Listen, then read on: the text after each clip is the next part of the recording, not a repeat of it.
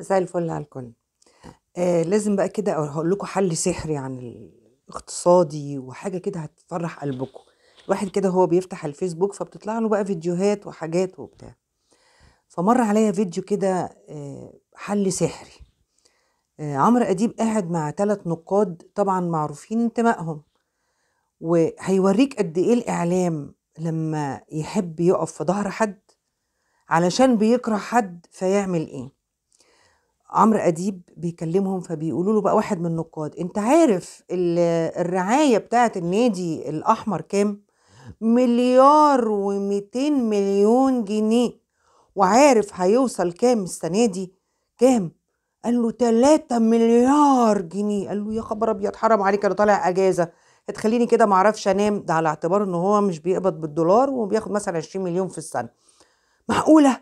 قال له ده هيبيعوا لسه كمان الفانيلا ل3 شركات هتحط إعلانات. قال له: ياه! ده ناقص بقى يبيعوا كمان الشراب. يرد بقى اللي اسمه أحمد جلال ده يقول له إيه: دول هيبيعوا الشراب كمان. يا لهوي! هيحطوا إعلانات على الشراب؟ يا راجل ده كريستيانو ما بيحطش إعلان على الشراب.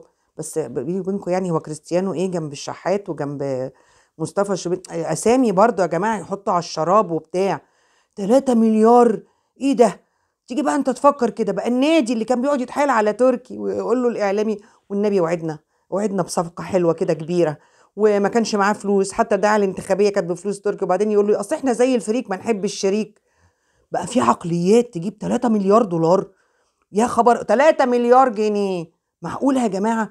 طب ما تشوفونا، ده المفروض بقى يستعينوا بالعقليات دي بقى، ها؟ فيعني في مؤسسات الدولة دي ناس بتعرف تجيب ال3 مليار دي في لمح البصر وبيبيعوا الفانيلات. وأنا عندي اقتراح: يمسكوا شوية كده مؤسسات ويجيبوا اقتراح كده ان الشعب المصري كده يوم في الاسبوع يلبس كلهم تيشرتات واحده، والتيشرتات دي عليها اعلانات، احنا ناخد نسبه والمليارات دي تدخل بقى الدوله يعني.